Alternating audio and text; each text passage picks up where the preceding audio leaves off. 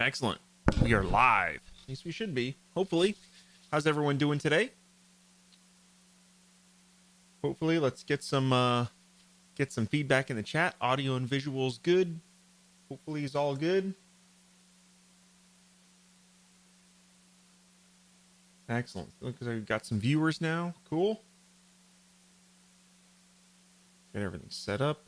I remembered to decrease my screen resolution today so you guys can actually see what I'm doing. Sweet. Sweet. There we go. What's up, Davide? Bill? Jeff? Excellent. Heard it. The weather was like snowing and all kinds of crazy stuff over in the UK and Europe. Huh? Some crazy weather out there, huh? Unlike Davide, who's probably relaxing on the beach right now. Like tropical. Man. I'm sure we all hate Davide right now. Okay. So today we are going to be talking about a new well, it's not necessarily a brand spanking new image format, but it might be new to you. Okay. It's been around for a number of years, but finally with the last release of Safari, the WEBP image format is now supported across all browsers. Okay. And I just did a bunch of work on, I've been working on the foundationstacks.com website, and I redid all the images on the homepage, converted them all to WebP, and wow, like I was quite blown away at the savings in terms of the image sizes and whatnot. And I thought it would be great to talk about that today, because I'm 100% on the WebP image, train. Toot toot. I'm on the WebP train. It is definitely cool. So today we're going to be talking about, I'll show you what I've done. I'll teach you how I converted WebP and what you need to do in RapidWeaver to use those WebP images. Okay. I'm going to be doing a lot of this in Foundation 6, obviously, but you can use WebP images outside of Foundation 6 as well. And I'll talk a little bit about that. If I forget, let me know. Okay. What's up, Chris? Danny? Thanks for coming in. Oh, you're in Santa Fe today, huh, Danny? Cool. Excellent. So let's go ahead. Let me share my screen. Boop. There we go.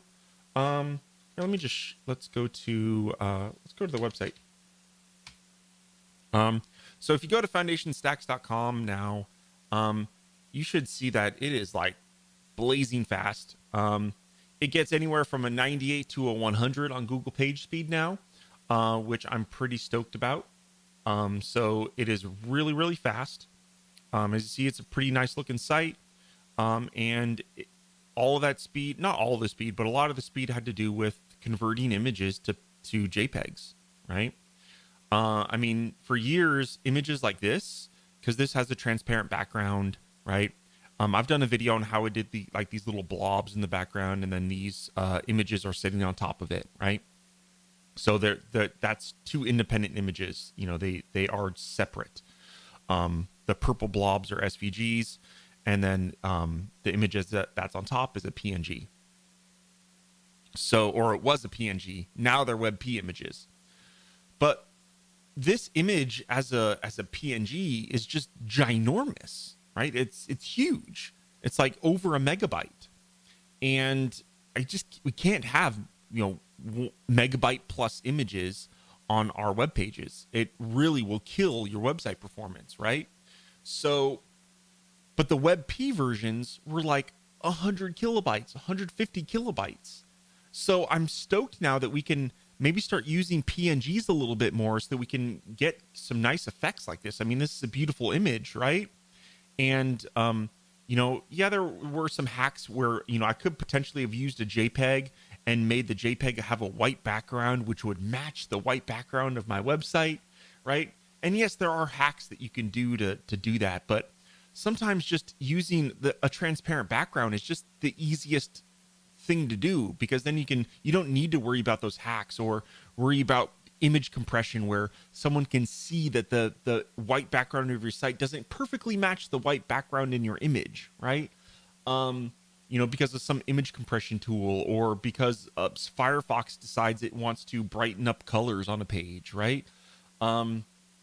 So yeah, or maybe you have a gradient background and matching that is going to be impossible on a JPEG image, right? So there's all kinds of reasons why transparent images are useful. And before, using high-res images in a PNG is just not realistic because of the size issues. So yeah, I'm really stoked. Let's see, I think this is the folder. Yeah, so let's just show you some examples here. So these are all the images that I used. Okay, if you notice, I do have a lot, right? So like for each one of these, at least for these images here on this page, I actually have 6 different versions of this image, okay, that I'm potentially serving up. So if we look here, I have 3 PNGs, and I have 3. Well, this particular one has another PNG, which I'm not actually using. I was just testing out various sizes. So here we go. This was the original image that I generated. It was large. It was 2,160 pixels. I didn't need that size on the web, right? But I just saved the image, so I still have it. Just to show you, that particular image is 2.8 megabytes. We're not putting that on a web page, right? I mean, that's ridiculous. Okay. Actually, I ended up not using this 1300 PNG, or we'll delete that so it's a little cleaner. Okay. So that was the original that I started with. That was what I generated. Okay. And so I have 3 WebP versions, okay, at 750 pixels, 900 pixels, and 1300 pixels. Now you might be wondering, why did you choose those sizes, Joe?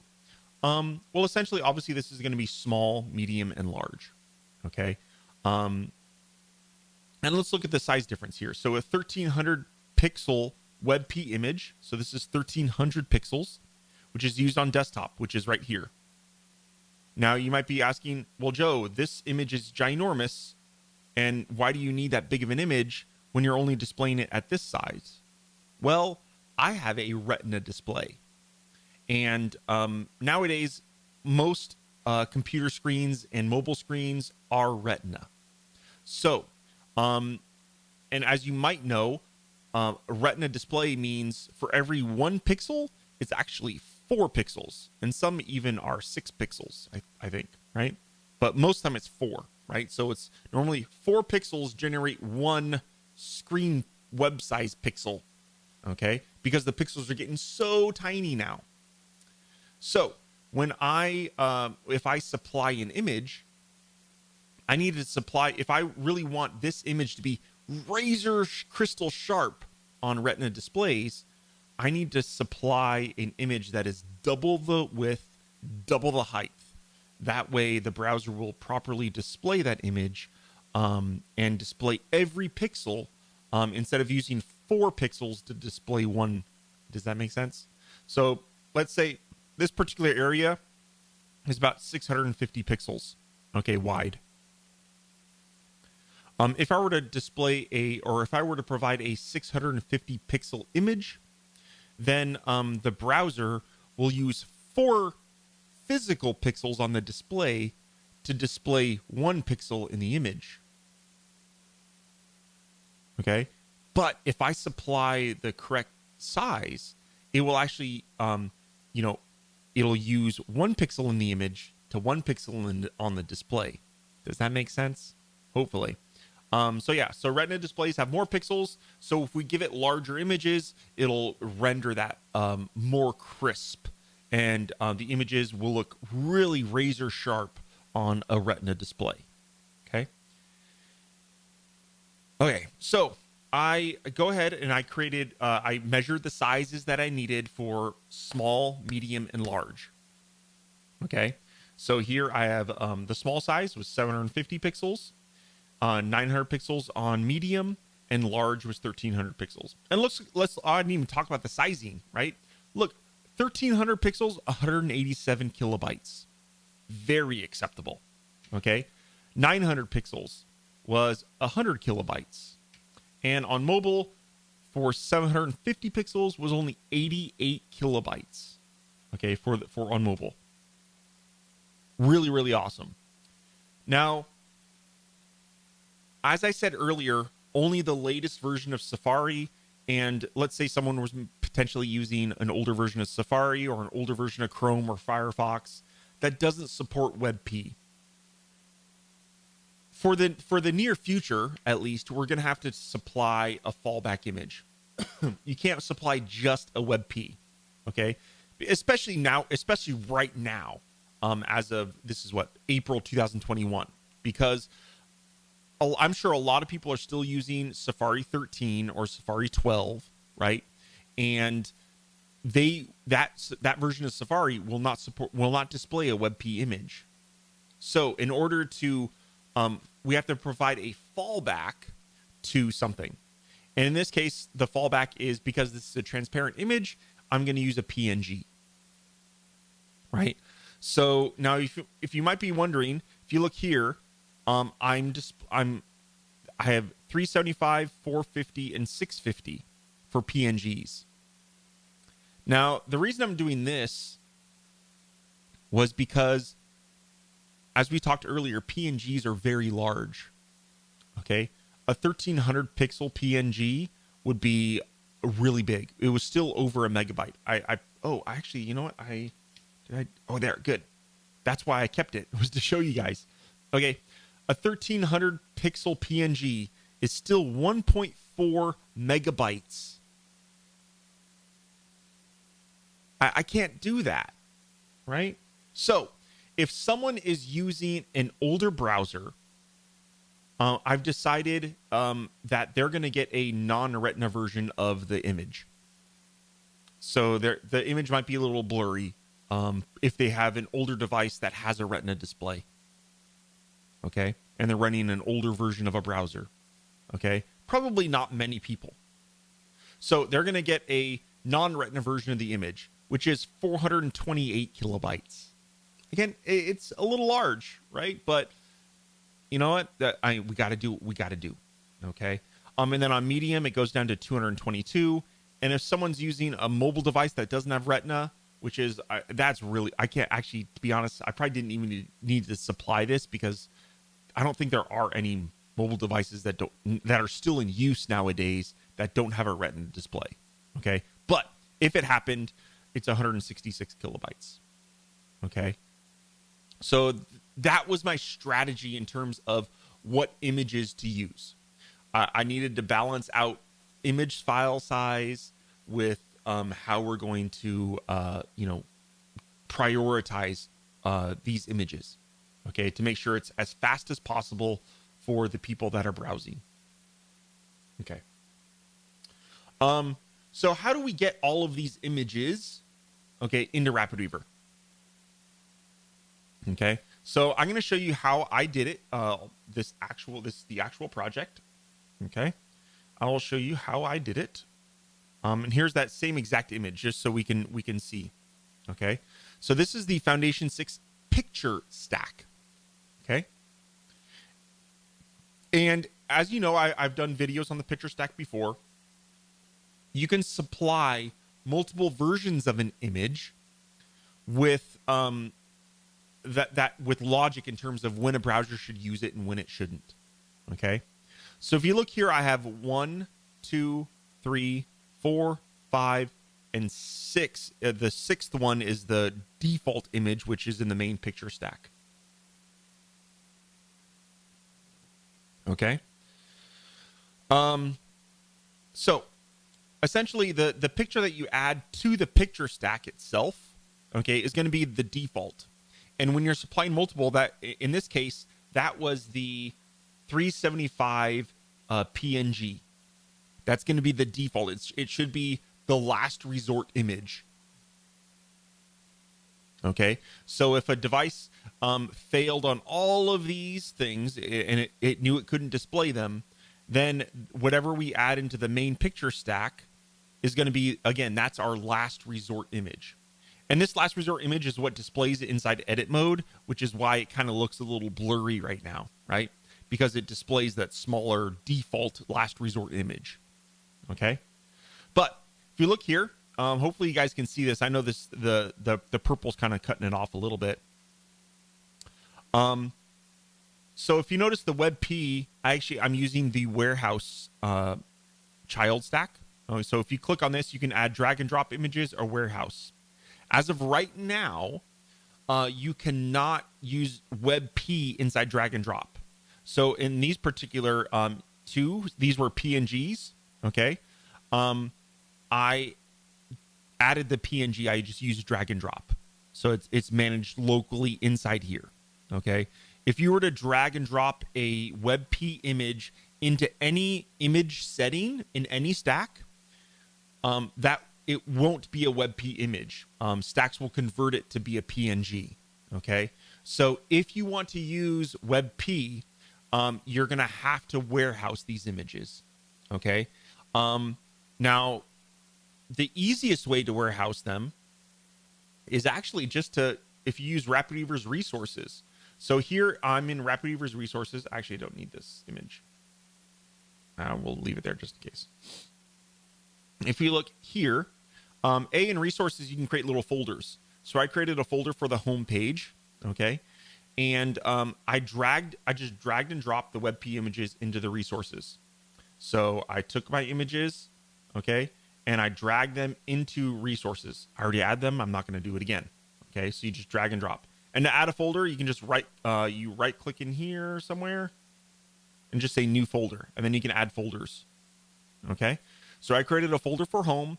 And if you see here, I added all the WebP versions of all the images for my homepage. Okay, and also the SVGs for the blob, for the 3 blobs that are on the homepage. Okay, so there we go. That's how I've added them. And then when I publish this to RapidWeaver, or when I publish this using RapidWeaver will automatically publish all these images for me, which is nice. Okay. Then what's kind of cool is when you want to browse for these images, I don't need to know the URL. I can just simply go resources, go to home, and this was the 1300 fast modern, right? Fast modern 1300 WebP. I can click on that, and it's now the same thing as if I uploaded it to my server and then got the URL and pasted the URL into here as well, right? So this is a little bit more user-friendly way to do it. And it works very well, actually. So yeah, that's a cool way of doing it. Now, if you notice here, I told you that these WebP images were Retina ready. Okay. Now, why did I put it in the image URL setting and not the Retina URL setting? So the way this works is, if you supply an image, it will use this as if no Retina image is displayed or provided, it will use the image URL.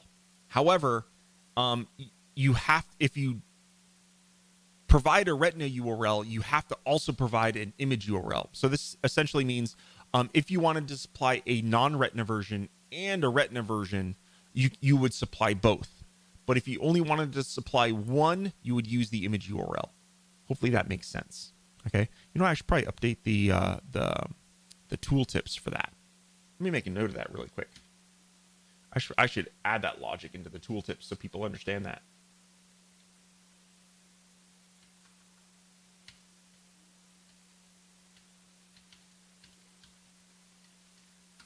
Cool. I'll make sure in the next update the tooltips for these settings are a little bit more elaborate to explain that what I just explained. Okay, so that again, if you supply a Retina image, you have to supply a URL image. But if you supply a URL image, you don't have to supply a Retina image. Okay, so in this case, I only wanted to supply a Retina version, and the Retina version will be displayed on both non-Retina and Retina displays. I don't, if you wanted to go really all out, you could supply both, but then that means we then would have 12 versions of our images instead of 6, right? So it's quite a bit, right? So, I didn't want to go that far out, right? So I think supplying a default image is okay. If you really wanted to go all out, I give you the option to do that. Okay. Okay. So an important thing here is the type. So I set the link to the WebP image. We have to set the type to be WebP. Okay. Because this will tell the browser looks at this logic and says, okay, you're supplying me a WebP image. Do I support a WebP image? If I don't, I'm going to skip this one. Okay. And in this particular case, I also supply a media query large. So you can kind of see a summary output here. So on large, which is 1224 pixels, and the browser supports WebP, supply this image. Okay. Let's say I'm a tablet. Tablets would say, oh, I'm not 1024 pixels. I'm smaller than that. So I'm going to skip this. And it's going to go to the next one. And the tablet's going to say, am I at least 640 pixels? Oh, yes, I am. Oh, do I support WebP? Oh, yes, I do. Then it's going to get this 900 pixel WebP image. Okay. But let's say we're running an older version of an older iPad, let's say. Okay. And the older iPad doesn't support WebP. That older iPad is going to say, hey, look, I'm 640 pixels. Cool. Oh, wait, but I don't support WebP. So it's going to skip this rule and go down to this rule. Now, in this case, if you notice, I don't supply a target. Essentially, what this is it's the logic here is only WebP. So essentially, I could do, actually, there isn't a small because I did that on purpose. So you can't target small here. You just have to do all because it's kind of like a default, right? So that older iPad that doesn't support WebP would go to this rule and say, okay, do I support WebP? No, I don't. So it's going to keep going down. Okay. And then this one is going to say, then the older iPad's going to say, am I 1024 pixels? No, I'm not. So it's going to go down to the next rule. Well, guess what? It's going to hit this rule and say, hey, yo, I am a minimum width of 640 pixels. And you just told me auto, I can just accept whatever type of image. And I'm going to now display this image, which is a PNG, which is that 600 or whatever, I think it was 450 pixel PNG that I dragged and dropped into here. Okay. Let's see. Did I miss any questions? Does Chili Dog do any resizing on his? I don't know. You're going to have to ask Greg. I don't think he does any resizing. If your website and community includes SE Asia and Latin America, it is an illusion to assume that the majority of users have a Retina display. Fair enough. Yes. Like I said, a lot of newer devices have Retina displays, but that's why I said there is a large number of people in the world that don't have Retina displays. So that's why, yeah, and that's why I give all the options. Here, I decided that, so like for here, I decided that I only supplied the Retina version of an image. A non-Retina display will display a Retina image. It just, I'm using a little bit more kilobytes because the Retina version is obviously larger, right? So in this case here, right, I didn't think it was worth it for me providing a 1300 pixel WebP and a 650 pixel WebP when the 1300 pixel WebP is only 187 kilobytes. That was a decision that I made. But potentially that, if you wanted to go all out and you wanted to make sure that target audience, because maybe they have a slower internet connection. That's true as well. Maybe these countries that have less Retina displays have slower internet connections. So maybe supplying an optimized version just for them is worth it for you. In my case, I thought displaying, having 6 different options for people was pretty decent. But again, if you wanted to go all out and display 12 or have 12 different options, you can do that too, right? You can just supply both an image URL and a Retina version. And it will work. So it's all up to you. I give you the tools to get as granular and detailed as you want. Okay. So, but very good, very valid point, Andrew. Thank you. are these quality levels in WebP like they are in JPEG? So I'll go over in a little bit in terms of the quality issues and all that, and how we're going to generate them. Okay, because actually, if we look at the web page here, these are actually a supply WebP and JPEG versions for these testimonials on this page. Okay, now these are really small images, and actually here, let's go. They're right here. So these were the originals that I got, right? And this one's from Chris. It was 145 kilobytes. And it was 2000 pixels, right? So, but I didn't need a 2000 pixel image. So I needed all these images to be 192 pixels. Okay. And if we look, I mean, they're small.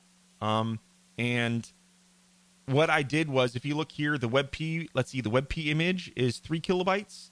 The JPEG is 5 kilobytes, right? So we're saving a little bit, right? We're saving maybe a little over a kilobyte.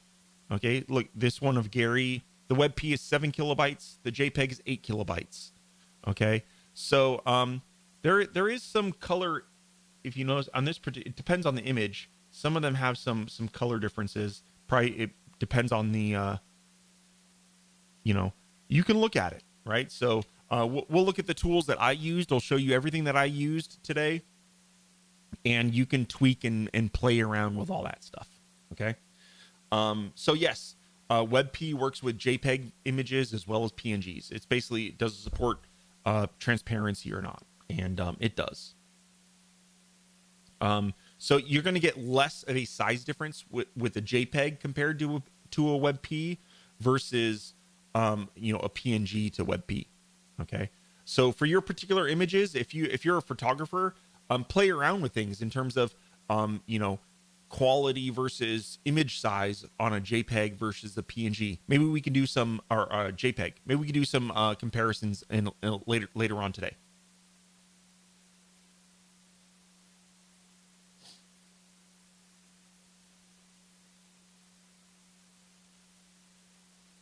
I think you might have just scared off 90% of your viewers. Oh, this is Chris, everybody. Okay. Any questions with how I did things inside RapidWeaver? I guess I should add here. Let me open up I don't want to muck around with this project too much. I'm going to open up a different project. Okay. I said if a stack had an image setting and you added a WebP image into there, it wouldn't work, right? It'll convert it to a standard PNG. But okay, if you drag out, okay, here, let's just take, let's get a larger one. Where's my home? There we go. All right, let's just take this particular one. What size is this? 900 pixels, that's fine. Okay, I'm gonna drag this WebP directly into the page. Okay. Oh, interesting. It shows up as a question mark. Oh, look at that. Interesting. I swore I did this before and it displayed inside edit mode. Oh, let me try a different one. That's interesting. Oh.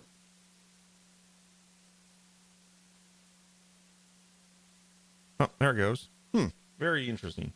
So, okay. So if I drag and drop an image directly onto the page, a WebP image, right? I did do the WebP. Okay. Let's preview that. Okay. And if let's analyze the page a little bit. Sorry for the seams is in the way. Hold on one second. Let me just hide that really quick. I'll delete it, whatever. Okay. All right. There we go.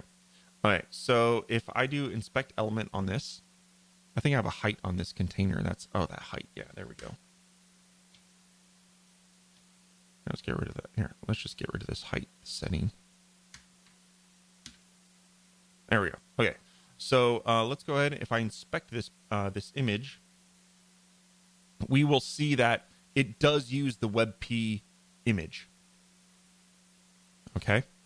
So that's cool. Now, there are some stacks out there that have an image well. Okay, the stack lets you provide an image. Okay, and if you look, there's a difference. The one that or let's keep that on there. If you look at this title of this, it says site image. Okay, and if we add an image stack to the page, okay, I actually haven't tested this before, so this will be very interesting. Let's find a different one just so it's a different image. I'm going to drag and drop this into the image well.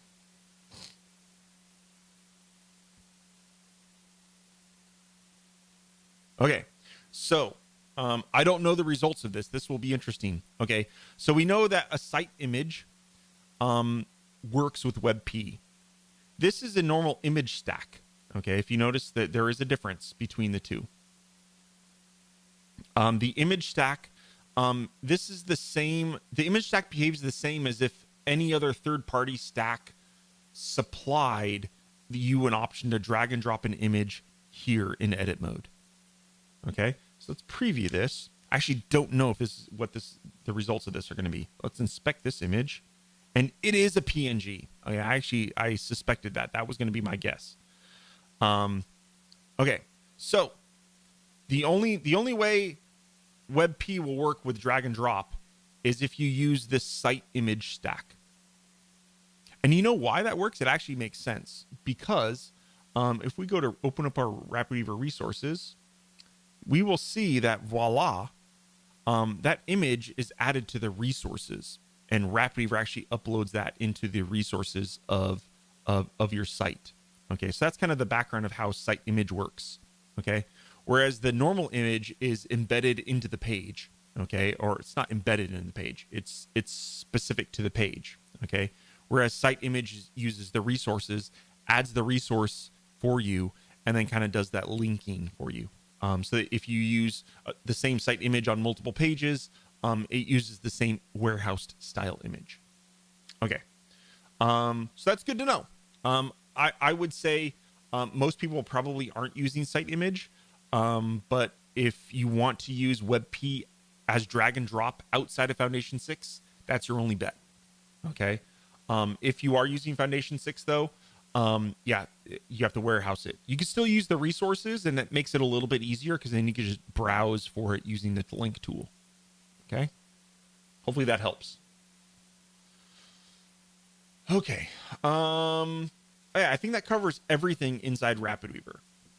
Now we are going to go and see how I created all these. Okay, so I used a couple different tools. For all of these testimonial images, I actually used a tool that I've showed before on the live stream called Retro Batch. And actually, I think I have here it is. Here's the file. Okay. So I used Retro Batch. And basically, what Retro Batch, I created this little image workflow that will delete metadata from an image. It'll set the DPI to 72. It'll fix a rotation if, there's EXIF rotation data for, like, if you took a picture with an iPhone in vertical mode, sometimes, images won't get properly rotated. This is just a little utility to fix that for us. I scale the image down to 192 pixels. Now it's kind of playing around with automating of reducing the noise after the scale down. And then I added a little bit of sharpening, which could have caused some of those differences in some of the color, maybe that we saw in some of those customer images. And then I write two images. So first off, I write a JPEG, and then I also write a WebP version of the image. Okay, and here you can provide what quality you want. So if you wanted, I was using 80% most of the time on other things, right? And then JPEG, you can also do 80% or whatever you want there. And then you can define multiple formats here, but obviously we want JPEG. Okay. And then you can do progressive JPEG as well. Okay. Which for small images like this probably doesn't matter, to be honest with you. Okay. And then what's kind of cool here is you can click play, and then it'll prompt you for images, and you can select all the images that you want and say read images, and it just takes and it's done. It just redid all those images for me. Okay. And actually what I did was I actually, when I export the JPEG, this workflow actually opens the image inside Image Shrinker, which is another app that I have that can do Moz JPEG compression. Okay. And yeah, and that's what that does. So it generated all these JPEGs and then and WebP images for me and put it inside this folder. So this is a cool little batch processing, doohickey. Cool app, retro batch. It's from Flying Meat Software. Same guys that do Acorn. Okay. I wish that he supported Moz JPEG compression directly in here. I wish that was true. It doesn't though, yet. Okay, so I didn't use that tool for all of these images. Okay, so these PNG images, I did not use retro batch. I wanted a little bit more kind of control and preview on how these were going to look. Okay, so what did I use? Actually, let me open up something really quick. Hopefully I've got a response from someone if I can show you guys something.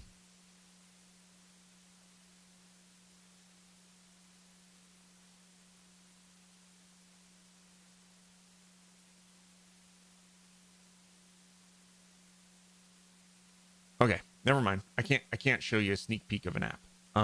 Okay, the beta I got expired, so I don't have a new version to show you.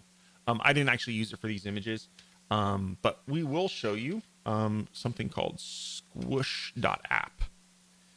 Okay, it's a website. Okay, this website is actually done by Google. Okay, which is pretty interesting. And let's put in this 2.8 megabyte 2000 pixel PNG in here.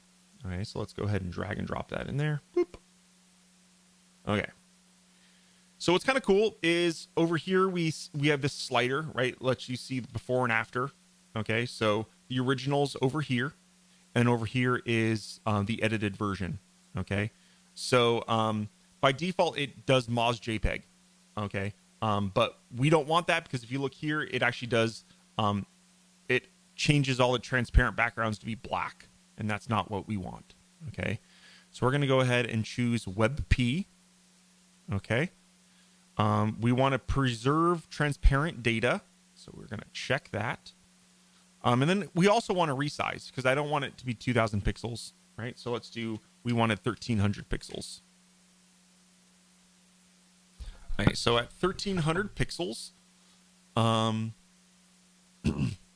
you can also reduce the color palette and all that jazz. I don't want to do that. I want to keep all the same colors. I just want to resize it to 1300 pixels. Convert it to WebP and preserve transparent data. Okay. And then you can change the effort. You can play around with the effort and the quality, right? Like I said earlier, I actually used 80% quality. So we scroll down a little bit. Okay. And you can even, the effort, I'm not sure what the effort is. I noticed obviously when you do effort, it takes a little bit longer to process the image. So I just thinking that it just takes a little bit extra time, and that going from an effort 4 to a 5, it went from 190 kilobytes to 187. So a little bit, savings. And if you look here, you can kind of see the difference. Now, unfortunately, we're comparing.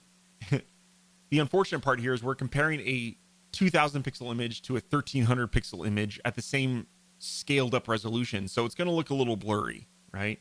So here, let's go ahead and let's do a 1300 pixel PNG so we can compare apples to apples here.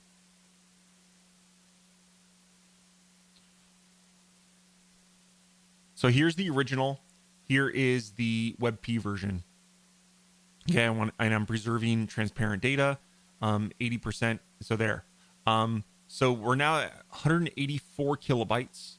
And if we, go side by side, if you look, what I'm looking at here is this text, right? And the text is the slightest bit sharper on the PNG than it is the WebP version. Okay. But an important but here is that remember that this is a 1300 pixel image. It's going to be shrunk down to 650 pixels. So a lot of that blurring is not going to be seen at all on the live web page. And we can actually go, if you look here, this text on this looks sharp, right? Now, if I blew this up to 1300 pixels, I might be able to see with a magnifying glass some of the edges aren't very sharp, aren't as sharp as the PNG.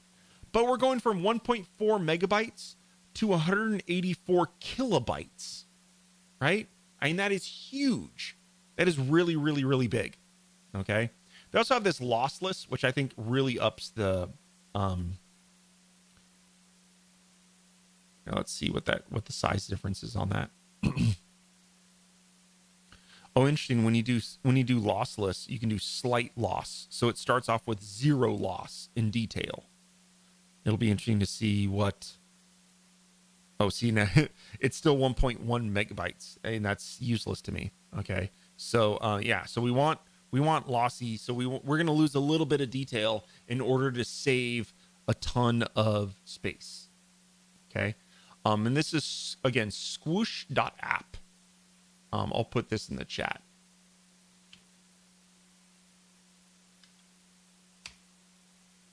Okay. So there we go. And then here, if you notice, by default, you could do, I also use this for the PNG stuff. Did I? Yeah, Ox PNG. And you can compress and use this for PNGs as well. Okay. I actually, after I loaded the PNGs from here, I actually went to my favorite, Image Optum is a great free app. And I ran my PNGs through Image Optum as well. And it compressed them just a little bit more. Not much, but a little bit. Okay. So yeah, so there we go. Let's see. I have a couple questions. Does WebP support ITCP embedded metadata that contains copyright and image rights usage data? I believe it does. Believe it does.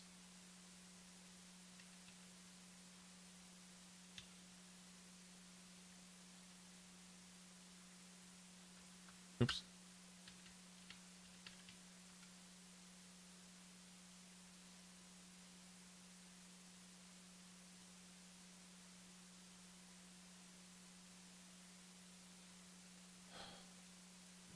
I do have to say that WebP is a format that was made specifically for the web.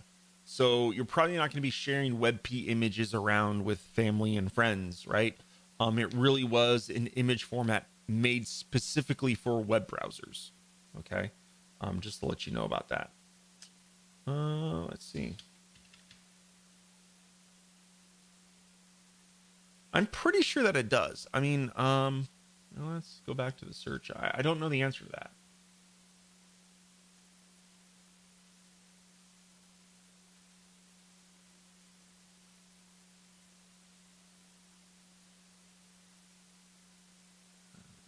Oh, it's from 2020. Let's see. She doesn't mention WebP though.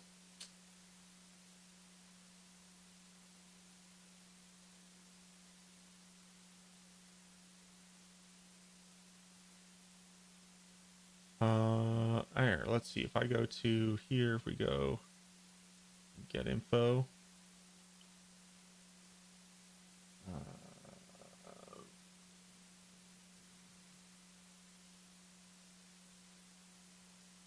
Sometimes Finder displays some metadata, doesn't display it here. I mean, WebP is pretty new support in Mac OS, so I'm not sure.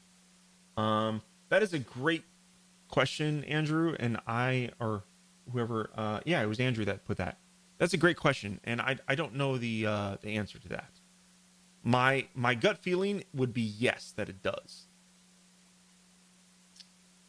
But again, I do not know. I mean, I don't see if here, let's go back to WebP here. Advanced settings.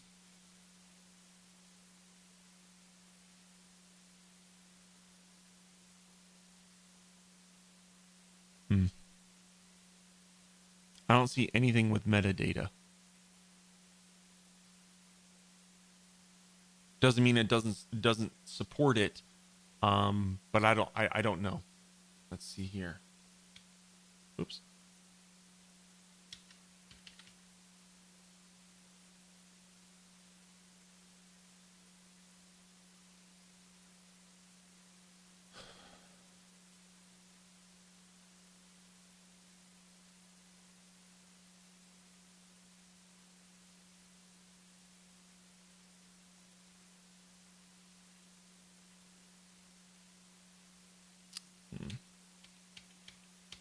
That doesn't. Let's see. Strips metadata.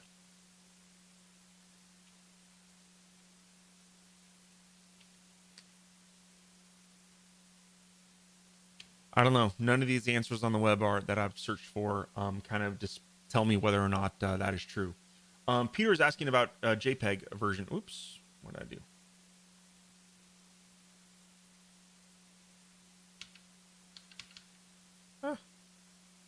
There it goes. All right. Let's find an image here. I always use this image a lot. Let's see how big it is. I'm just curious. All right, here, let's drag and drop it. Boom. Add that in there. Okay. So this is a 445 kilobyte JPEG. Okay. And let's see, we don't need to preserve transparent data because it's a JPEG. And I don't know, scrolling back and forth, seeing the before and after, I see zero changes. I mean, even looking at these lines,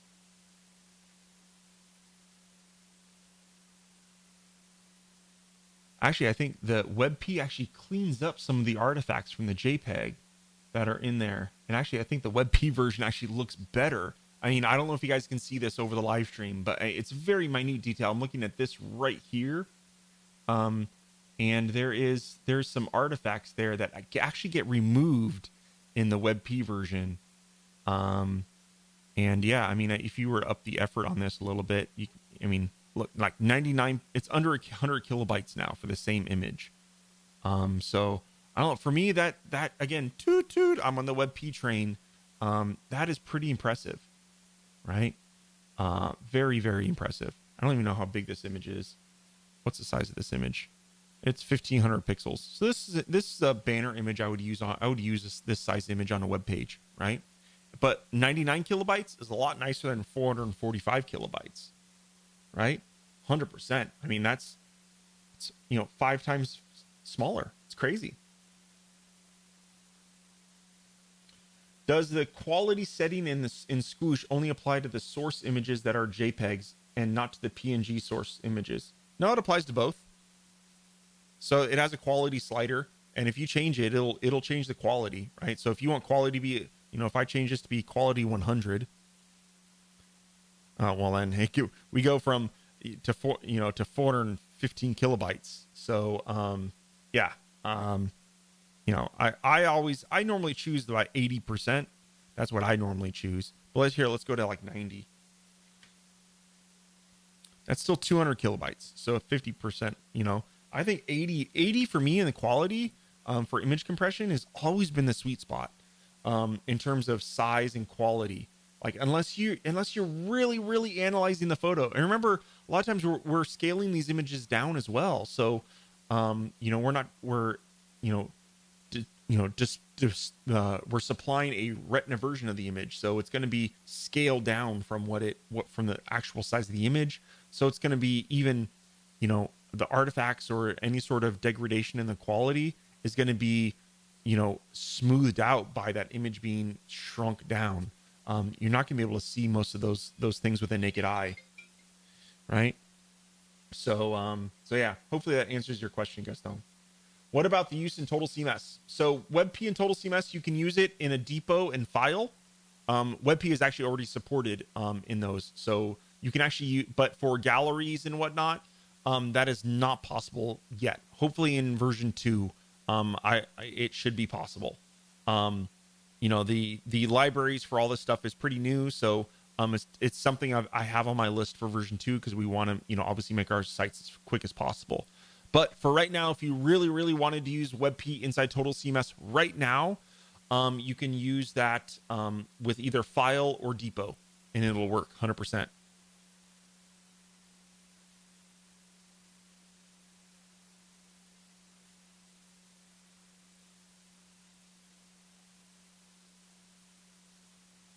Okay, back in my freeway days, the platform's knowledgeable recommended settings quality at 35 for Retina images. Wow, quality of 35.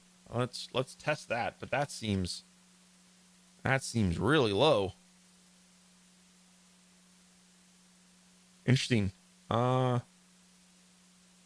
I mean, I see more degradation, especially like right here where the sun is. That the cables are pretty much erased at that point. But play with these settings. I mean, I'll admit that this looks a lot nicer at 35 than I ever would have imagined.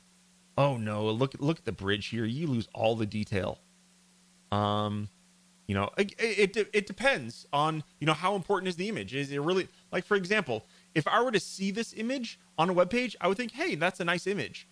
But a lot of times it's like when you're shopping for a TV, right? And you're looking at this TV next to this TV and you're comparing the differences between them, right? But once you get it home, you don't have anything to compare it to. So it looks nice, right? So a lot of times, with image sliders like this, I'm comparing this bridge columns and I think it looks nicer, with a lot of that detail. But if I didn't have anything to compare it to, I probably would think this 35 was decent too, right? So, yeah, I don't know. Let's go up to 50. Like maybe, but look at the image size. It's 57 kilobytes. That's crazy, right? So yeah, play around with these. What? Go with the smallest size that you can go with. Right here, we're down to 73 kilobytes, and this is quality 50. And we still erase some of those columns, but yeah, is it really important, right? The most important thing is if you want a fast website, get that image size down as much as possible. Okay, that is important.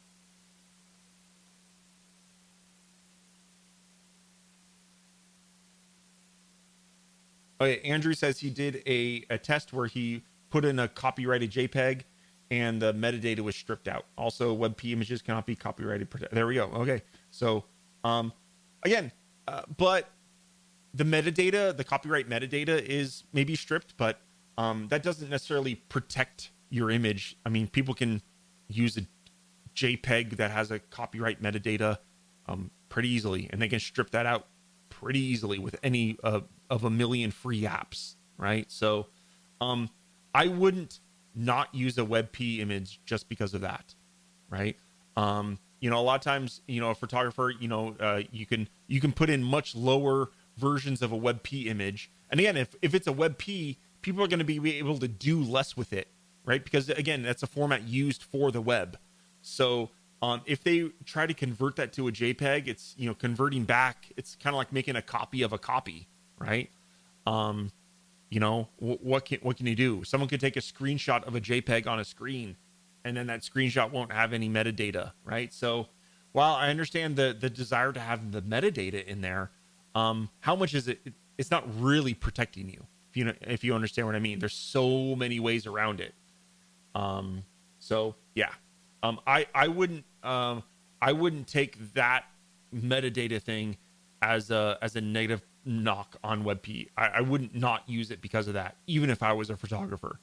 The benefits of having a faster website are so much better. I mean, this is so much faster, right? Especially on mobile, like mobile devices. This is going to be lickety split, right? So, and this was, converting to WebP was a huge factor in me getting my website to score a 100 on Google Page Speed. Okay.